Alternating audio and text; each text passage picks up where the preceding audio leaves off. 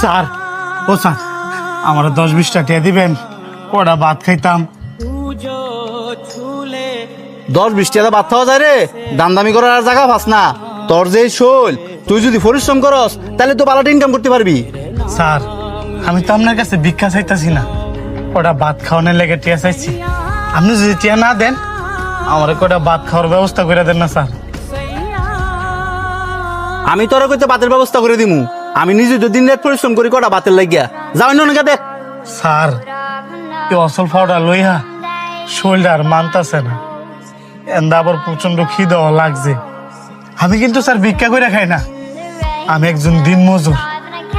আজকে কোনো কাজ পাই নাই, এ কারণে বাধ্য হইছি পেটের ক্ষুধায় আমার কাছে হাসপাতাল লেগে। হ্যাঁ, কাম না করলে ফেটে খাওয়ান যুক্ত না। পৃথিবী বড়ই কঠিন। যা যা গিয়া কাম বিছে গিয়া। এই যে ভাই,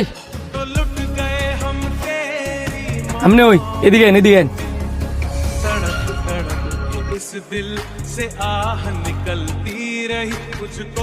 কি ভাই, আমার আপনি ডাকলেন কে লেগা?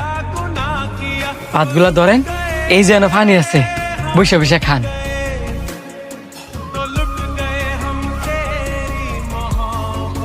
আমি কেমনে খাই?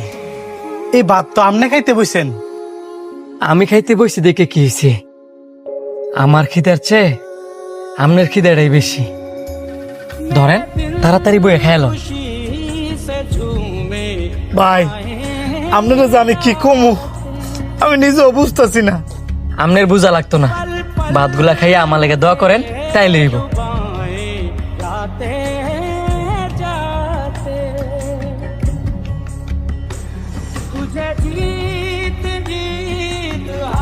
ওই শান্ত, এদিকে আয়।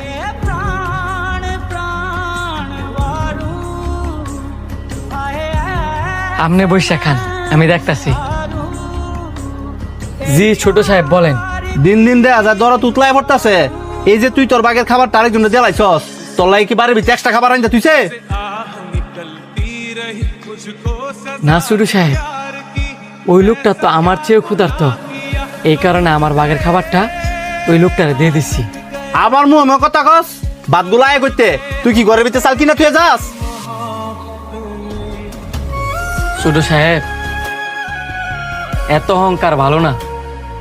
আল্লাহ পাক আমনে ঘরে ধন সম্পদ দিছে ঠিকই, কিন্তু মন দিছে না।